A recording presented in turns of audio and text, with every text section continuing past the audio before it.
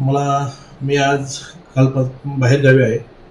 मी आमच्या कर्जतमधील जे जैन समाजाचे सर्व व्यापारी वर्ग आहेत, त्यांची राजस्थानमध्ये एक यात्रा यात्रा असल्यामुळे राजस्थान, गुजरातमध्ये त्या यात्रेच्या कार्यक्रमासाठी मी सकाळीच घरातून 7 वाजता निघालो.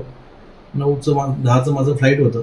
मी सकाळी 7 वाजता निघून 9 वाजता एअरपोर्टला पोहोचलो आणि मी फ्लाईटमध्ये बसल्यानंतर माझा मोबाईल 1-2 तासासाठी बंद होता. नंतर मी फ्लाईटमधून 11 वाजता अहमदाबादला उतरलो. तेव्हा मला कळलं की अशी एक खोपोलीमध्ये घटना घडलेली आहे आणि ती घटना इतकी मनाला दुःख देणारी घटना आहे का त्या घटनेचा जितका आपण निषेध करू तितका निषेध कमीच आहे. परंतु काही वेळानंतर मला हेही समजलं का जिथे ज्यांनी घटना केली ती घटना खोपोली शहरामध्ये झाली. खोपोली शहरामध्ये होऊन अनेक लोकांची त्यामध्ये नावं घेण्यात आली.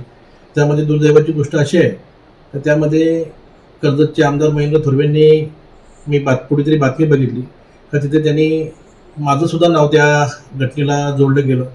ह्यामध्ये त्याचा राजकीय स्वार्थ साधण्यासाठी महेंद्र थोरवे या अशा गोष्टी करतोय.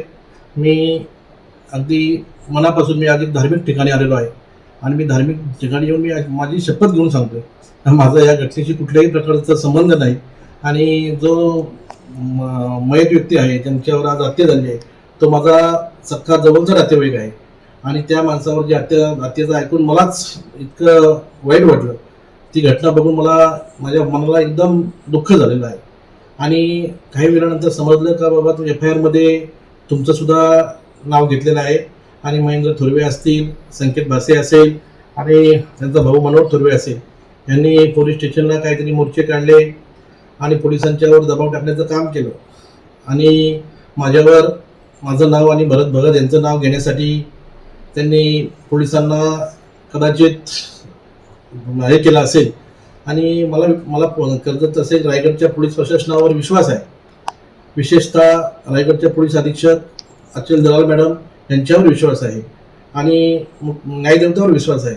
मी असं कधीही चुकीचं असं घाणेरडं काम मी कधी करणार नाही आणि केलं असेल तर पोलिसांनी त्याची कठोर चौकशी करावी आणि जे कोण आरोपी या गुन्ह्यामध्ये असतील त्यांच्यावर कठोर कारवाई झाली पाहिजे ही सुद्धा माझी स्वतःची मागणी आहे. आणि मी पोलीस प्रशासनाला सांगू इच्छितो जेव्हा तुम्हाला तपासासाठी माझी गरज लागेल तेव्हा मी आपल्या इथे हजर राहून आपल्या तपासाला मी स्वतः हजर राहील आणि मी आपल्या समोर येण्याचं मी काम करीन.